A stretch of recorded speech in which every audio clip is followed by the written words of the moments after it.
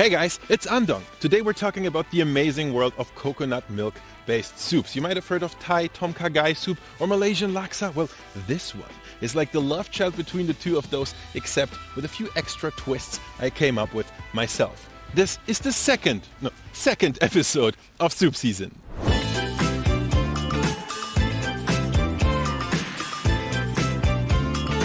Okay, first of all, there's a very good scientific explanation for why coconut milk-based soups are so delicious. Coconut milk is a stable oil and water emulsion. It has up to 20% fat, which makes it rich and creamy, yes, but the advantage is not just texture, it's also its ability to absorb flavors. If I may oversimplify for a moment, water is great at taking on things like sweetness and saltiness, but oil is really good at absorbing and intensifying aromas and fragrances that water just doesn't carry very well. So a stable combo of these two makes the perfect vehicle for flavor. It is therefore not a big surprise that people in coconut growing regions have been grating and squeezing coconuts to get this magic creamy liquid and of course cook with it. One of the most famous examples would be a style of Thai soup called tom kha. You might have heard of it before. It's quite simple to make if you have the right ingredients, and while you can switch out the proteins, the main citrusy, floral and fish sauce packed flavor profile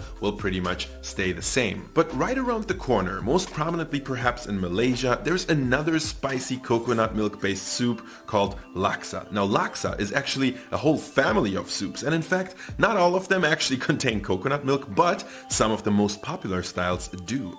Laksa is a bit more difficult to define aside from the fact that it always comes with noodles. Its preparation is definitely more complex and the toppings and ingredients can vary a whole lot, but that is what makes laksa so much fun if you ask me. With so much delicious background to work with, my goal for this video was to combine influences from both tom kha and laksa into one easy recipe that also doesn't rely too heavily on, ingredients like galangal root or dried shrimps that might be very difficult and expensive to source for some of you guys, but also, they might go bad before you get to use them again, so maybe not.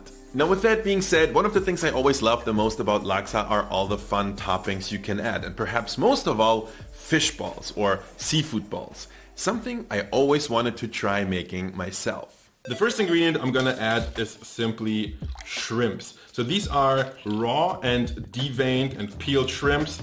I bought them frozen and I thawed them in a little bit of cold water, and it's actually a good thing that they're still a little bit frosty and like semi-frozen, because we're gonna blend them and we want them to stay nice and cold. And the other thing we're gonna need is chicken. I decided to just go for chicken breast. It's lean, it's easy to work with, and doesn't have any bones we need to get rid of or anything. So these two different proteins will be the base of our balls, and now we just need to season them. I'm gonna go with like a teaspoon of salt and also just a tablespoon of sugar to balance things out a bit. And I know what you're thinking. You're thinking, oh, now he's gonna add MSG, right?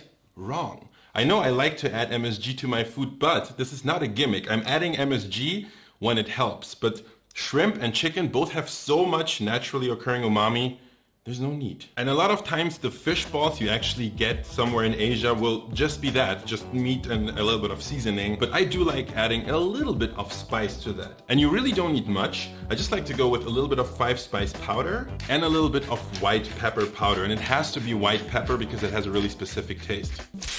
In terms of flavor, we're pretty much there, and now we need to worry about texture. Now you could just blend this up, and there are techniques with which you can get this type of meat mass like really sticky and workable, but there's also a simpler workaround. And that workaround is simply adding the right amount of starch. And now all we gotta do is turn this into a paste. Okay, this is looking pretty good, but it's still a pretty thick paste. So what we're gonna